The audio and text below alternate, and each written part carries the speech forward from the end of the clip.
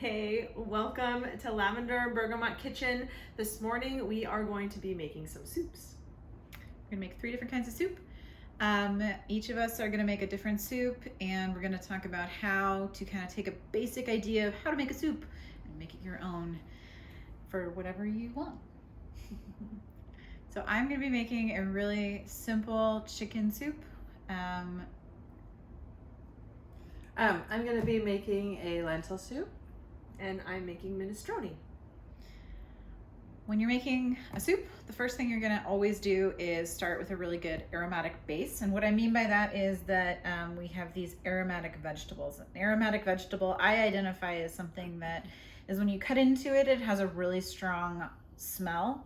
So like onions, garlic, peppers, carrots, celery, all are really aromatic on their own. And when you add them to the pot, they get even more aromatic. So the classic French base for most soups and sauces is called mirepoix, and it is celery, carrot, and onion. I have a lot more onion than usually is called for. Garlic is also going to be thrown in there, and we'll talk a little bit more about when to add that and how that works. That's your kind of classic European base, but there are lots of other aromatic vegetables that you can use as well. So yeah, I'm going to do a little variation on the mirepoix. I'm still using onion. This is a huge whole onion. And then I'm still using carrot also. This is 2 carrots cut up. And instead of celery, I decided to go with red bell pepper. So it's just 1 red bell pepper cut up because I think that'll add a really nice sweetness. And then I also am adding garlic. And then in addition to that, I am adding some fresh turmeric, which is this orange one, and some fresh ginger. And those are each just like a little, maybe 1-inch piece chopped up. And that's, I'm gonna add some curry spices to this soup. So that will really go with those spices. All right, so we're gonna head over to the stove and get started on our 3 soups. Hi, so now we're gonna get ready to cook our aromatic bases. We have 2 already started. We're gonna get ready to do the 3rd, which is gonna be the one I'm making my chicken soup with. So I've got my onions here. I'm gonna toss them in. I like to have that really nice sizzle when I add them in. Some people like to add the aromatics in when the pot's a little cooler so they don't really brown, they more just kind of get soft, which is called sweating. So when they just cook without making much noise, they're sweating. Now they're sauteing. So I'm gonna cook these just until the onion starts to get a little soft and translucent, at which point then I'll start to add the garlic and then some other stuff. So while this kind of catches up with the other pots, we're gonna kind of move some stuff around here. And then we're gonna talk about adding dried spices to your soup. Really good. So in here I have a little coconut oil. I added an onion, and I let that soften for a few minutes, and then I added a red bell pepper and the 2 carrots. And so everything's getting a little soft now, kind of hot. So what I'm gonna do, I like to make let's see, first I turn it down. Oh, it's pretty low. Okay, I make a space in the center of my pot. It'll be a little hard to see it. You see it? So, see, that's the problem. Holding it up takes the space away. Anyway, so I clear space. I'm going to add a tiny bit more coconut oil, just so it doesn't stick. Garlic sticks really easily. And I know we said dry spices, but first I'm going to add the garlic, turmeric, and ginger. And just get that started toasting in the oil. Another reason to add oil actually is that oil carries flavor. So right now I'm infusing this oil with the garlic, turmeric, and ginger, and then when I stir it in, that oil is going to help carry those flavors throughout the soup. So that's kind of getting toasted. I'm going to add a little thyme. Thyme is usually used as an Italian herb, but it also goes pretty well with the curry spices. And then this is a curry powder that my friends made for knuckleheads.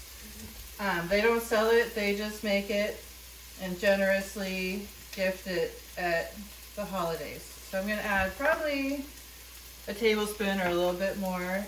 You can use any kind of curry powder, or you can make your own. There's tons of recipes online for that if you want to do that yourself. Just look at Google. And then this stuff, this is a pepper blend that is here local in California here. It's called Flying Monkey Pepper. It's very good. It has pepper, roasted garlic, lemon peel, salt, onion. It's really good. So I just like to add a little when I'm making soup specifically.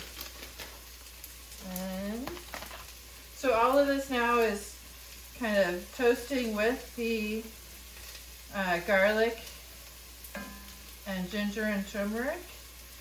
The spices are getting a little toasted, which brings out the flavor, and they're infusing the oil.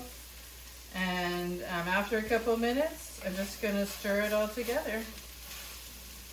And then I'm going to let this cook for a couple more minutes, and then I'm going to add the lentils and the broth. All right, we're back to the minestrone soup. So I'm going to add some dried herbs and some garlic into my mirepoix. And the reason that I'm going to add the dried herbs now before I add the broth is because the flavors of the herbs I'm going to infuse into the oils that are already in the pot, as opposed to sort of diffusing them into all of that broth. So I'm going to add about a half of a teaspoon or so of thyme and about the same of oregano. And I'm going to also add the garlic in. There's probably about a good teaspoon of garlic there. And then mix it in, and I'm going to use my nose. And I'm going to smell when those herbs start to smell really aromatic and that garlic starts to smell. Then I know that I'm ready to add the tomato paste. And I'm going to add the tomato paste in with the vegetables before I add the broth, because I want to have the tomato paste sort of cook in with the vegetables again before I dilute everything by adding the broth. Oh, why haven't they invented smell-o-vision? I say that all of the time. We need to have smell-o-vision because this smells so good. Oh yeah, that's nice. And by the way, this is what I'm serving for my family for dinner tonight. So that statement of killing two birds with one stone. I don't know why we're saving stones. I don't know why we're killing birds, but we are adding tomato paste into the vegetables. And I'm going to sort of distribute it all the way through so it coats all of my veggies. And then we're going to let that cook a little bit longer. And I am going to invite Laura back in so she can get going on her next step. I'm going to turn my heat up just a little bit. I've got nice soft veggies with a little bit of browning, not too much. And so I'm going to put in my garlic now. And I'm going to saute that again, just like Danielle did.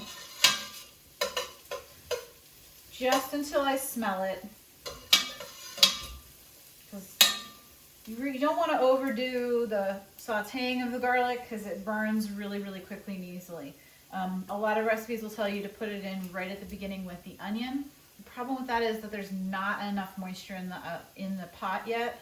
so the garlic tends to burn, because a lot of the vegetables like the onions, the celery, the carrots, they'll release moisture as they're cooking. Garlic doesn't really seem to, at least when it's cut small like this. So it tends to burn really quickly. So once I smell that, now I'm going to add in my chicken. Now, this is when you would add any meat that is raw. I've got chicken thighs here. And the reason I like chicken thighs is because they don't dry out as easily. They hold up to longer cooking. So I can simmer this and get it nice and brothy and delicious without worrying about overcooking a chicken breast, because chicken breasts can get really dry really quickly. If you have chicken that's left over, or beef or fish or whatever you're going to throw in here, and if it's already cooked, wait until the very last minute. You really just need to warm it back up. But if you're starting with raw meat, you're going to add it in now before you put the broth in. And depending on the flavor you want, you can brown it now, or you can just give it a little bit of a quick saute before adding in your broth. I'm going to let it cook just a little bit. It's not really, there's a lot of vegetable in here, so you're not really going to get a sear just because there's so much in the pot. If I really wanted to get a sear on a piece of meat, I would probably do it ahead of time, then add my aromatics and mix it up, and then put the meat back in the pan. Because if you really want it to brown, it's hard for that to happen when there's all this moist vegetable action going on. All right. So the next step is we're gonna add in our additional vegetables and the broth, and then we'll get it simmering, and then we'll be ready to finish. All right, so our stuff's been sauteing. Everything's looking like it's ready for broth. If you have broth you've made, awesome. If you have some in your freezer, great. If you don't, that's also totally fine. You should still make soup. I really like this better than bouillon stuff. I have the roasted chicken base. I get these giant things at Costco. I go through a lot of this. So I've just put about a tablespoon in here, and then I just saute it around a little bit, just to kind of loosen it up. It doesn't even need to. You could just add it straight to the broth. That's fine too. And then I'm just going to stir it up, and I'm going to set this to simmer. And I'm just going to basically cook it until the chicken is cooked through. I don't have any additional vegetables in this particular soup. I'm going to add a bunch of herbs to finish it in a little bit. But that's all I'm going to do for this one. I'm making a very simple chicken soup. So I'm going to invite Danielle, who has a lot more exciting things to add with her. So the nice thing about minestrone soup is that you can add a lot of different seasonal vegetables. In this particular one, I'm going to add some green beans and some potatoes, and I'm going to add some rainbow chard, and I have some great northern beans. But first, what I'm going to do is add some vegetable broth. Here's another way of adding broth. If you haven't made your own broth, you buy it at the store already put together like this. So we wanted to just show you all the different ways that you can make a soup. It's not hard. So I'm going to put all this vegetable broth in here. And since my veggies have been sauteing on the stove for a while, I have all these little browned bits on the bottom that Miv informed me today are called fond. That's such a wonderful word. I'm so fond of that word fond. That's the fun thing about the English language, yeah? So I'm going to use my wooden spoon, and now that I've added my liquid, I'm going to use my wooden spoon to scrape all of that flavorful fond off of the bottom of my pot and incorporate all of those delicious brown flavors into my broth. And then we've got some chopped tomatoes to add as well as the beans and all of the other veggies, and then we'll set all of that stuff in here to saute. Or not saute, sorry, to just come up to a simmer, and then we'll let it all cook. Because we've got those potatoes, those will take a little while to cook. And we want them to get soft. And usually what ends up happening is once I start adding all of these vegetables into the pot, I'll see that I'm gonna probably need to add a couple more cups of just plain water. So once I get everything in here, we'll see what I need, because I don't strain the tomatoes. The tomatoes have some juices as well, so that'll add a little volume to the pot as well. And then I'll finish it all up by adding 2 bay leaves and let it all cook. And then Laura will talk a little bit too about like adding seasoning and adjusting the flavors, you know, salts and peppers and all that sort of stuff. And Miv's coming back into the picture too here to talk about her soup. Oh, look at all that rainbow chard. All right, definitely gonna need a couple more cups of water in order to cover all of this. We'll move it off of the front of the stove so I can move Miv's soup into range. Okay, so my aromatics have been cooking. I cut up and added a delicata squash, which is a really convenient kind of squash to use for soup because you don't have to peel it. And I'm going to go ahead and add the lentils. These are I just bought a bag of lentils from the grocery store. I think they're just like small brown lentils. You can use any kind of lentil. My intention was to use red lentils, but they didn't have any at the store. I guess people are making lots of soup right now because it's been so rainy. So any kind of lentil is fine. I just grabbed a different kind, and you can still use the same flavors. I rinsed them off. Usually lentils are a little bit dirty and dusty, like any kind of bean. You want to rinse them before you use them. Then I have, these are sun-dried cherry tomatoes from the farmer's market. I'm using a lot of random things, I realize, but these are things that are available to me, and this is what was in my house. And so you don't have to go out and find these specific sun-dried tomatoes or the specific spice blend that I use. Just, you must have special stuff in your house, use it. And then usually I make broth, but I did not make broth this time. So I'm gonna use Better Than Bouillon. This is the roasted garlic kind, which is really delicious. It's vegetarian. You can add it to the water. I'm just gonna add it straight in. There's not a lot in this jar, so this is maybe a little more than a teaspoon. But I'm adding at least a quart of water. It might need a little bit more than that. So it's less than what's recommended for making broth, but you know, you can add as much as you want or as little as you want. This does have salt in it though, so that's just one thing to keep in mind. You want to keep the salt balanced. This is 4 cups of water. I am going to add coconut milk after these cook down a little bit. And the timing of adding the coconut milk does change the consistency of the coconut milk a little bit. So I could add it now. I could simmer everything with the coconut milk. It would really infuse in there, and the fat would separate out. So you might not know at the end specifically that I added coconut milk. If I wait until the lentils are cooked and the squash is soft, and then I add the coconut milk, it keeps its consistency a little bit better. It's a little more recognizable, and it's a little creamier to use it that way. So because I'm going to be adding more liquid, I really just want to cover this a little bit. Let's see, I'll have to get more water, but maybe like an inch over the top. It will cook down and everything, the lentils will expand a little bit.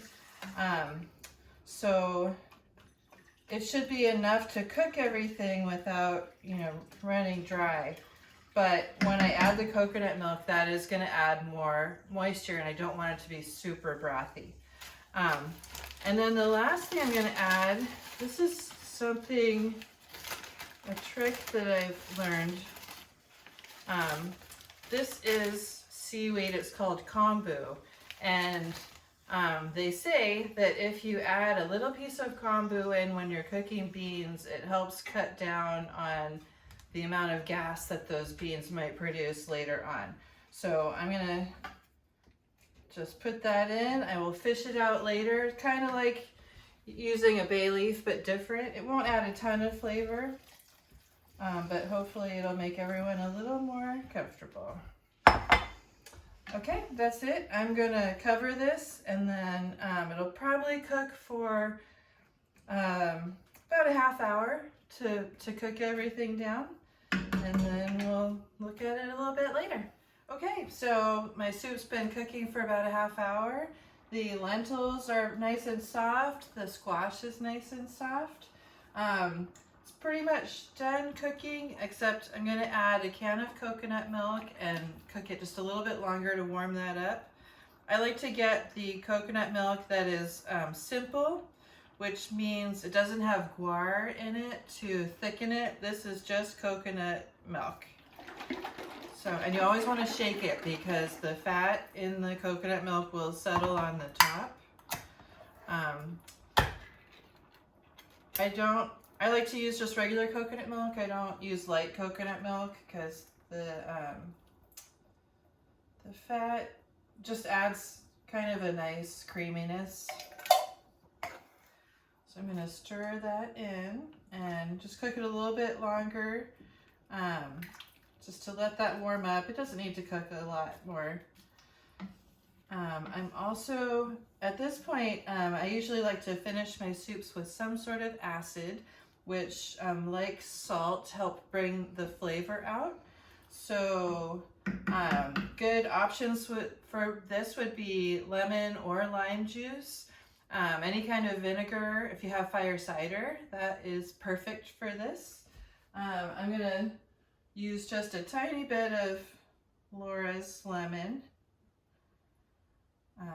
Probably I would use a whole half of a lemon, but it's tasting pretty good already. So I'm just gonna add a little bit, and then I would also add salt and pepper. That is completely to taste.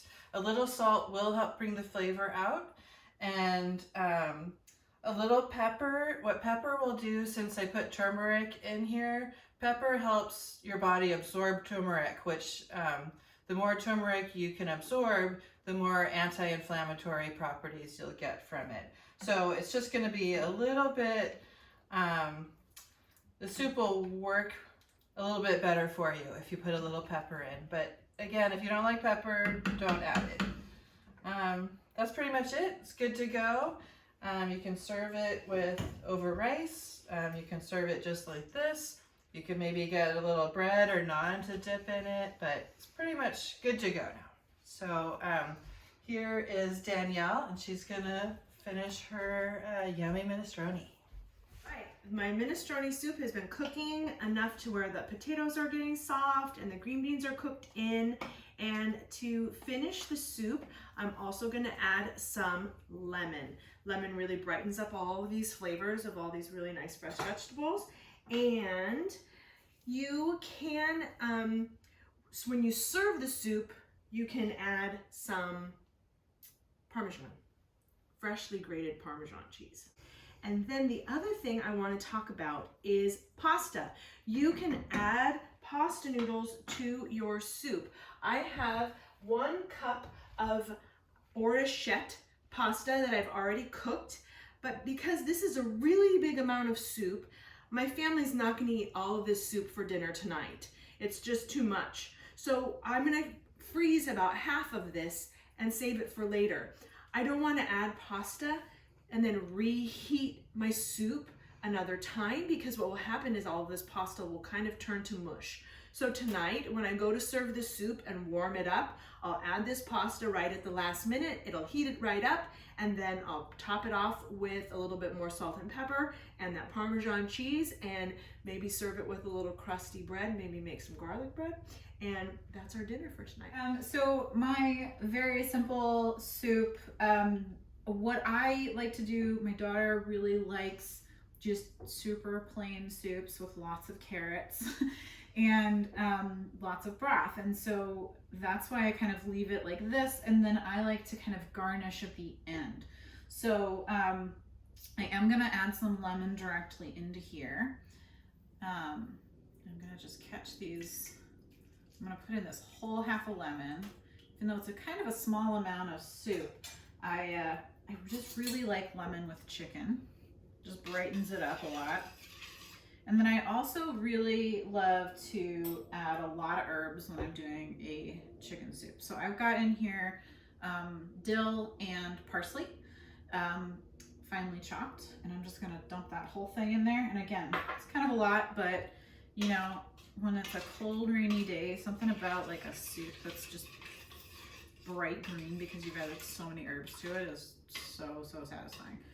So you can see there's lots of beautiful little herbs there.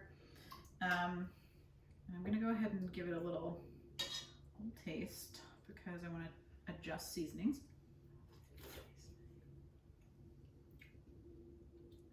And so this needs more salt.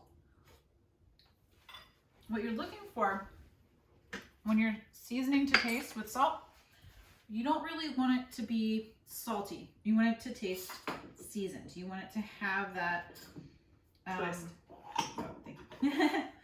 You want it to have this like very seasoned flavor.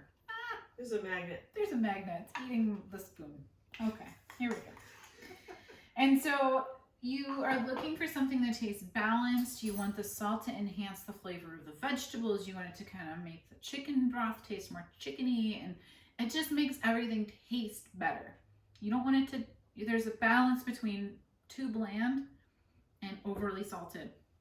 And in that middle there, you're gonna figure out what that is for you and figure out how to season to taste. That's why it can be a little bit frustrating when you're learning how to cook when a recipe just says season to taste. But that literally means like take a spoon, a clean spoon, taste it and think, what does it need? And I always tell my students, there's usually 3 things that your food will need to be adjusted. One is acid, so that's why we were all adding lemon. Vinegar works well too, fire cider works. So any kind of acid, that's gonna brighten the dish, right? So if it's feeling a little flat, acid's a really good choice. If you have, you could also be missing a little bit of fat, right? If it feels kind of like boring in your mouth, you might need like a little glug of olive oil or some butter or some cream or some yogurt or some coconut milk. And you might also need to up the salt. So think about those 3 things. Does it have enough salt? Does it have enough acid? Does it have enough fat? And that's how you're gonna adjust to taste as you're finishing your soup.